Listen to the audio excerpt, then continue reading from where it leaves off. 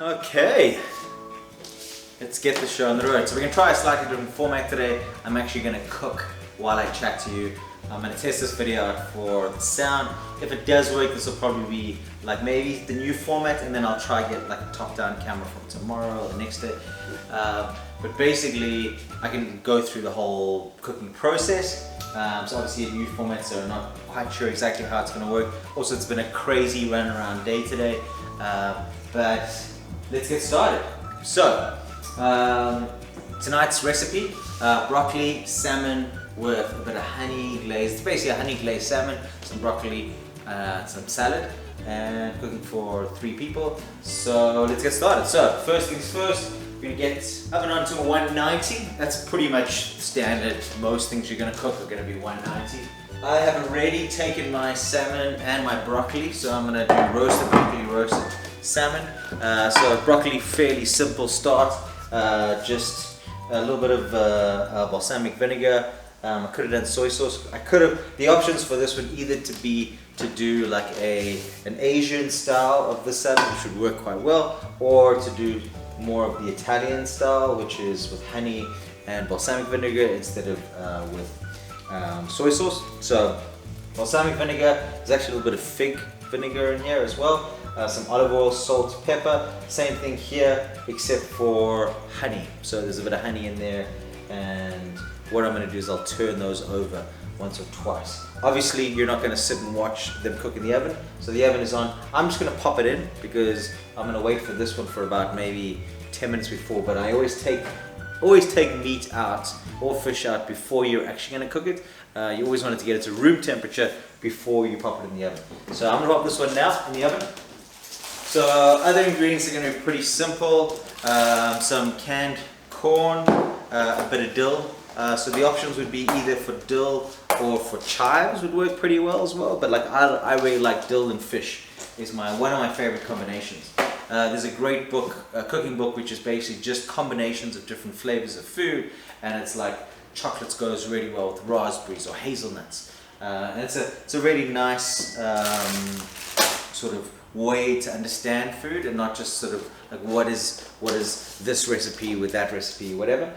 So if you want to know more about that, leave a comment below and I'll put it in. So a bit of cheese now. So a bit of cheese and obviously the salad greens. What makes up a salad? Usually base of greens, spinach, lettuce. My girlfriend loves spinach, so that's why we usually do baby spinach at the bottom. Then some sort of a main component, whether it is sort of your main vegetable component or a fish or a chicken or whatever, and then usually some condiment or herb at the top, and then I always like to add a bit of cheese and a bit of nuts as well. And we've put together a little bit of a seed mix. So that seed mix, you can't really see it there, but that seed mix is a bit of chia seeds, and a couple of other seeds that we both enjoy, and obviously the health benefits of that. So you guys can come sit at my bar. Let's see if we can move the we can move the thing a little bit. There we go. Are you serving us? Next bar. Well, we're still cooking. So yeah. So not only do I now have people disturbing and probably messing with the sound, but also it's really raining and thundering loudly, which is probably also messing with the sound. So if there is no sound, it means it's dubbed, and I will put some cool subtitles here saying random things. So we actually also do have somebody extra coming for dinner, so it's a little bit more spinach that's going into the salad now. So a base of spinach. Why spinach, you ask? Why baby spinach? Because Marianne loves baby spinach. Spinach makes you strong like Popeye. Exactly like Popeye, it's true. So on top, I've also got that kind of it's a mixed lettuce bunch, but it also has a bit of spinach in there. Finish this one off. So broccoli in for about 25 minutes. As I told you what the mix was. So just get a couple of, what's it called? The floret? Floret. Couple of florets of broccoli. Let's go for the corn.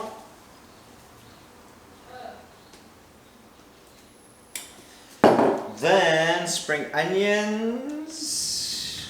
Beep, beep, beep, beep, beep. Then the salad, the salmon. So salmon, if you remember, was honey, a little bit of balsamic vinegar, and salt, pepper, and teeny tiny bit of olive oil. The salmon's got enough natural oils in it. You don't really need too much, just to sort of line the base of the pan, just so the skin doesn't stick. And I turned the salmon over as well. So I started off skin down, then moved its skin up, and I finished it off skin down again. That was actually just to check how it was doing. There's obviously many times in cooking where it's going to be personal preference. I personally don't like overdone meats or fish, so I tend to go quite rare with my stuff. But you can kind of judge. Fish is very easy to tell because you can actually see it changing color as you're cooking it. So as I said before, we're going to go for some dill. The cheese I've used today is a goat's cheese. Let's just pop that around there. One piece of flour. I'm going ready. Dill. I'm just going to chop up.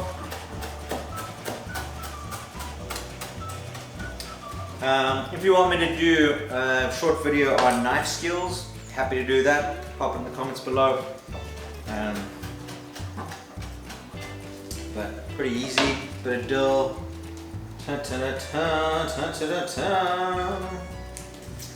Boom, boom. So yeah, that's it.